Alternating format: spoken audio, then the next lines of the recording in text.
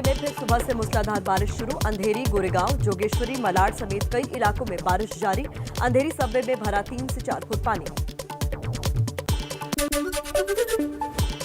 मुंबई में बारिश का कहर जारी। दहिसर इलाके में 3 चौल के घर गिरे। एक व्यक्ति की मौत। राहत और बचाव का काम जारी।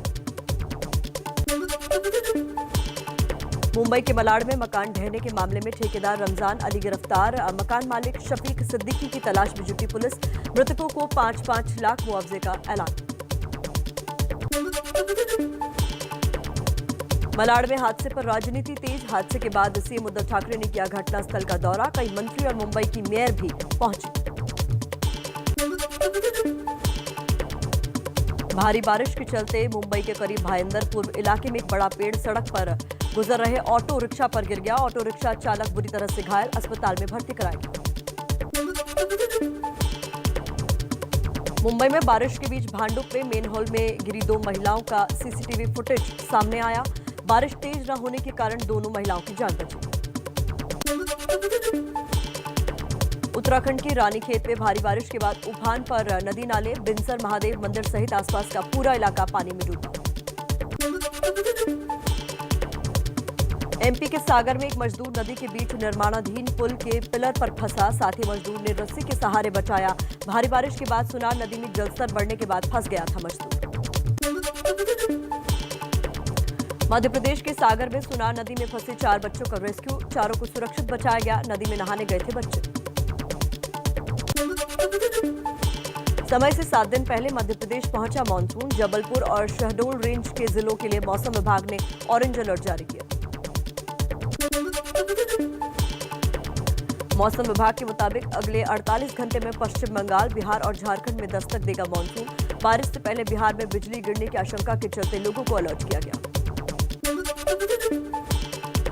तेज बारिश से सराबोर हुआ दिल्ली एनसीआर। तेज हवा के साथ बारिश से लोगों को मिली गर्मी से राहत। मौसम विभाग ने आंधी और तेज बारिश का अनुमान जताया था। यूपी के प्रयागराज में मौसम ने ली करवट। धूल भरी आंधी के बाद बरसे बादल। प्री मानसून की बारिश से लोगों को मिली गर्मी से राहत। यूपी में विधानसभा चुनाव पर मंथन जारी। पीएम मोदी से आज सुबह 11:15 बजे मिलेंगे यूपी के सीएम योगी आदित्यनाथ। उसके बाद बीजेपी अध्यक्ष जेपी नड्डा से भी होगी मुलाकात। यूपी में मंत्रिमंडल में विस्तार की अटकलों के बीच नेताओं की मुलाकात का दौर जारी। बीजेपी के एमएलसी एके शर्मा की आज पार्टी अध्यक्ष जेपी नड्डा से दोपहर बाद हो सकती है मुलाकात। दिल्ली में सीएम योगी ने गृह मंत्री अमित शाह से करीब 1.5 घंटे तक बातचीत की। सूत्रों के मुताबिक मंत्रिमंडल विस्तार, यूपी विधानसभा चुनाव के एजेंडे और कई दूसरे मुद्दों पर हुई चर्चा। सीएम योगी के बाद अनुप्रिया पटेल ने की गृह मंत्री अमित शाह से मुलाकात। अपना दल एस की अध्यक्ष और मिर्जापुर से सांसद है अनुप्रिया पटेल। गृह मंत्री अमित शाह आज फिर मिल सकते हैं निषाद पार्टी के अध्यक्ष संजय निषाद से। कल संजय निषाद ने अमित शाह से मुलाकात की थी। बेटे और सांसद प्रवीण निषाद भी उनके साथ मौजूद थे। दिल्ली के यूपी सदन में सीएम योगी आदित्यनाथ से मिले जितिन प्रसाद। मुलाकात के बाद जितिन प्रसाद ने कहा शिष्टाचार भेंट हुई, इसके अलावा कोई बात नहीं हुई। कुछ और राजनीतिक खबरें फटाफट अंदाज में आपको दिखाते हैं।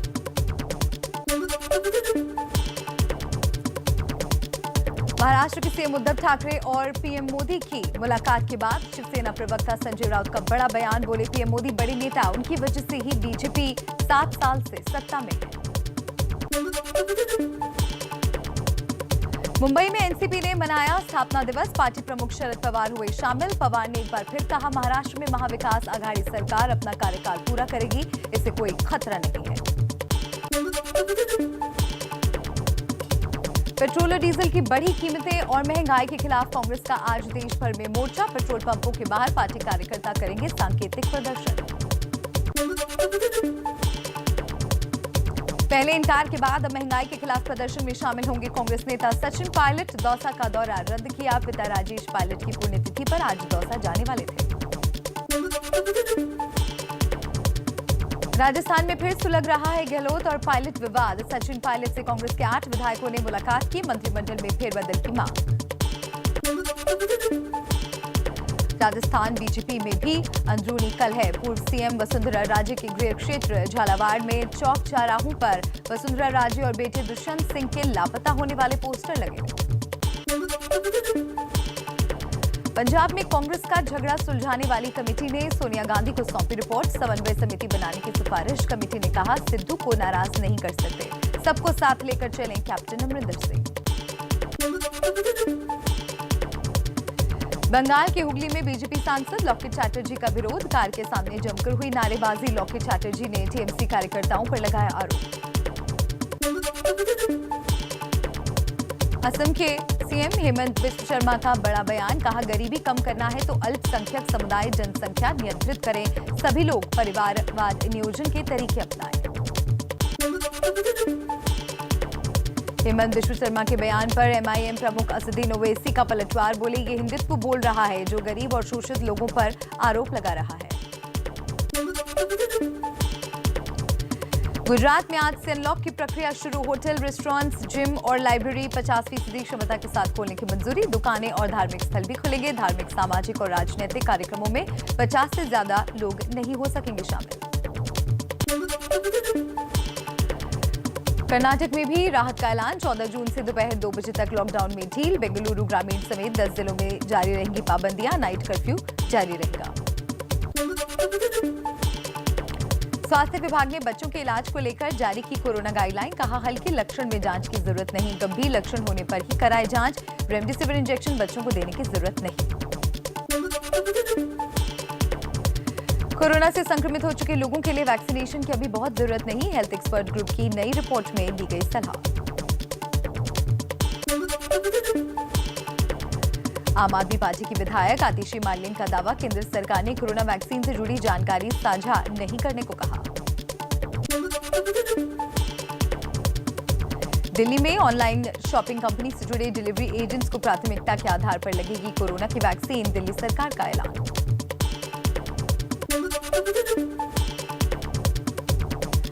देश की बड़ी निजी कंपनियां पेटीएम, मेक माई ट्रिप और इंफोसिस ने सरकार को कोरोना वैक्सीन की बुकिंग में मदद की पेशकश की। इन कंपनियों ने वैक्सीन के लिए बुकिंग करने की इजाजत मांगी। मुंबई में वैक्सीन की पहली डोज ले चुके कई लोग दूसरी डोज की तारीख आने के बाद भी नहीं लगवा रहे हैं टीका। ऐसे लोगों को बीएमसी के कर्मचारी फोन कर दूसरी डोज लगवाने को कह रहे हैं। बिहार में आंकड़ों के खेल से देश में एक दिन में अब तक का सबसे ज्यादा मौत का आंकड़ा सामने आया। 24 घंटे में 6,148 मौत। एक दिन में 94,000 से ज्यादा नए मरीज मिले। मुंबई में कोरोना की रफ्तार कम लेकिन खतरा बरकरार। एक दिन में कोरोना के 660 नए केस सामने आए हैं। कोरोना से 22 लोगों की मौत हुई। कोरोना संकट में ड्यूटी के दौरान जान गंवाने वाले पुलिस के जवानों को श्रद्धांजलि देने के लिए मुंबई में जगह जगह पोस्टर और होर्डिंग लगाए गए। कोरोना से 118 जवानों की जान जा चुकी है। कुछ और खबरें देख लेते हैं इसी तरह फटाफट अंदाज में।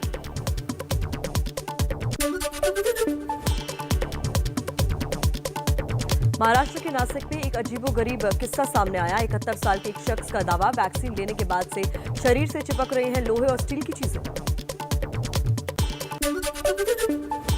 दिल्ली यूथ कांग्रेस कोरोना से जान गंवाने वालों का हरिद्वार में करेगी अस्थि विसर्जन। निगमबोध घाट से 500 अस्थियां ली गई, हरिद्वार में विसर्जित करेंगे कार्यकर्ता। असम के नगांव में कोरोना पॉजिटिव ससुर को पीठ पर उठाकर 2 किलोमीटर चली बहू, लेकिन नहीं बचा पाई ससुर की जान। अस्पताल जाने के लिए नहीं मिली एम्बुलेंस। लोगों ने फोटो खींची पर मदद के लिए कोई आगे नहीं आया। दिल्ली में 9वीं और 11वीं की परीक्षाएं रद्द। डिप्टी सीएम मनीष सिसोदिया ने किया ऐलान। कोरोना के चलते पहले 9वीं और 11वीं की परीक्षाएं टाली गई। हरियाणा बोर्ड की 10वीं की परीक्षा के नतीजे आज होंगे घोषित। राज्य के शिक्षा मंत्री कंवरपाल गुर्जर ने कहा, 12वीं के रिजल्ट की तैयारी चल रही है, जल्द ही घोषित किए जाएंगे। महाराष्ट्र सरकार 50 साल पुराने पेड़ों को हेरिटेज वृक्ष का दर्जा देगी। आदित्य ठाकरे का ट्री अथॉरिटी बनाने का ऐलान। विकास के काम के लिए पेड़ काटने से पहले ट्री अथॉरिटी से इजाजत लेनी होगी।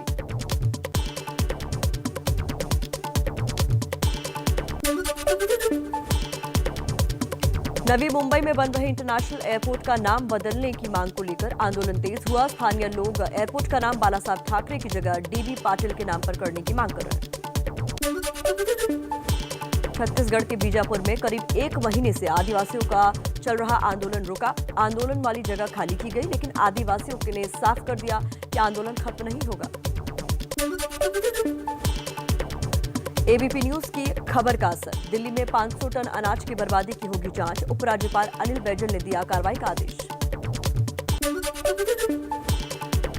ओडिशा के पुरी में इस साल भी बिना श्रद्धालुओं के निकाली जाएगी विश्व प्रसिद्ध जगन्नाथ जी की यात्रा। कोरोना का टीका लगवाने वाले ही उनके रथ को खींच सकेंगे।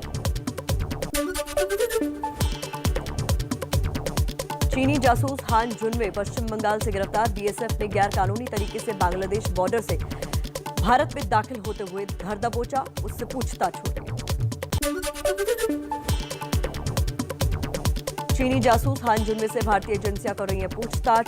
तलाशी में भारतीय आधार कार्ड, चीनी passport, Apple laptop, 2 iPhone, 1 Bangladeshi SIM और 1 भारतीय सिम और 2 चीनी सिम के अलावा कई आपत्तिजनक चीजें बरामद हुई। मुंबई एनसीबी को भी मिली बड़ी कामयाबी। अमेरिका से मंगवाया गया 1.5 करोड़ का ड्रग्स जब्त किया। ड्रग्स वाले पार्सल पर इमरजेंसी फूड लिखा हुआ। कुलभूषण जाधव मामले पर झुका पाकिस्तान। हाईकोर्ट में अपील का अधिकार देने वाला बिल पाकिस्तान की संसद में पास। जासूसी के आरोप में पाक की जेल में बंद है कुलभूषण। डोमिनिका हाईकोर्ट आज भगोड़े मेहुल चोकसी की जमानत याचिका पर सुनाएगा फैसला। 2 जून को मजिस्ट्रेट कोर्ट ने चोकसी की जमानत याचिका खारिज कर दी थी। भारत के भगोड़े मेहुल चोकसी की कथित गर्लफ्रेंड बारबरा जेरेबिका समेत 4 लोगों के खिलाफ लंदन में शिकायत दर्ज। चोकसी परिवार ने अपहरण मामले में जांच की मांग की है।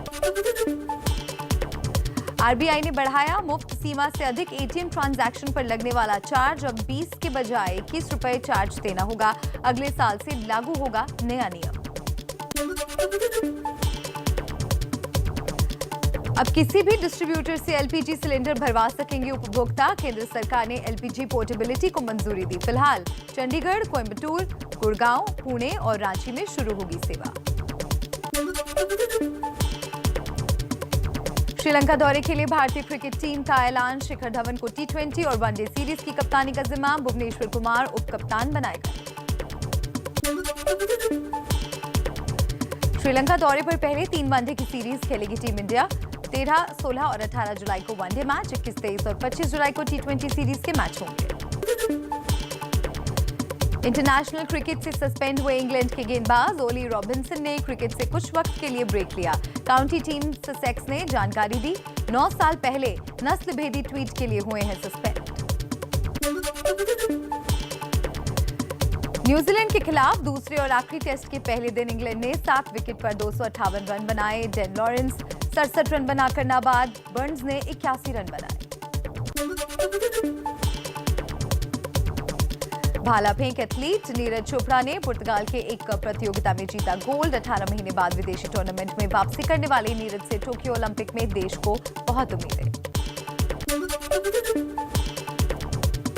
1998 के एशियन गेम्स में भारत को गोल्ड दिलाने वाले बॉक्सर डिंको सिंह का 42 साल की उम्र में निधन। लिवर के कैंसर से जूझ रहे थे। पीएम मोदी समेत कई हस्तियों ने दुख जताया।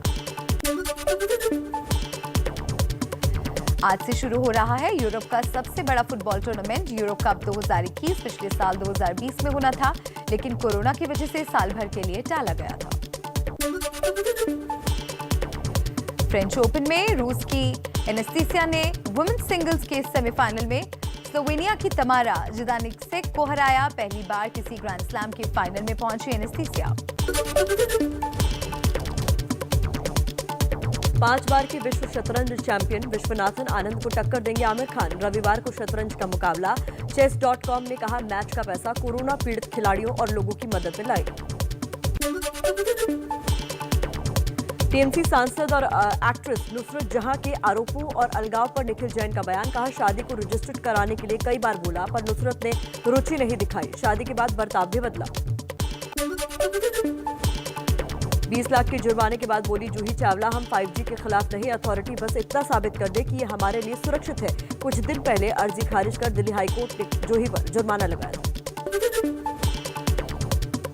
सलमान खान एक बार फिर बहन अर्पिता के पति यानी अपने जीजा आयुष शर्मा के साथ फिल्म में दिखेंगे। कभी दिवाली कभी ईद नाम की फिल्म में सलमान के बड़े भाई के किरदार में होंगे आयुष। वरुण धवन अपनी हॉरर फिल्म भेड़िया की 26 जून से फिर शूटिंग की शुरुआत करेंगे। कुछ ही महीने पहले अरुणाचल प्रदेश में शूटिंग का एक शेड्यूल निपटाया। अजय देवगन अपनी पहली web series Rudra the edge of darkness की शूटिंग 21 जुलाई से शुरू करेंगे। डिज्नी हॉटस्टार की ये वेब सीरीज बीबीसी की लूथर का रीमेक है। साउथ की स्टार शशि खन्ना भी अजय के साथ देखेंगे। संगीतकार और गायक हिमेश रेशमिया आज अपने नए एल्बम सुरूर 2021 का पहला म्यूजिक वीडियो रिलीज करेंगे। उदिति सिंह को इंट्रोड्यूस करेंगे। अपना music label Himesh Reshammiya melodies भी लॉन्च करेंगे।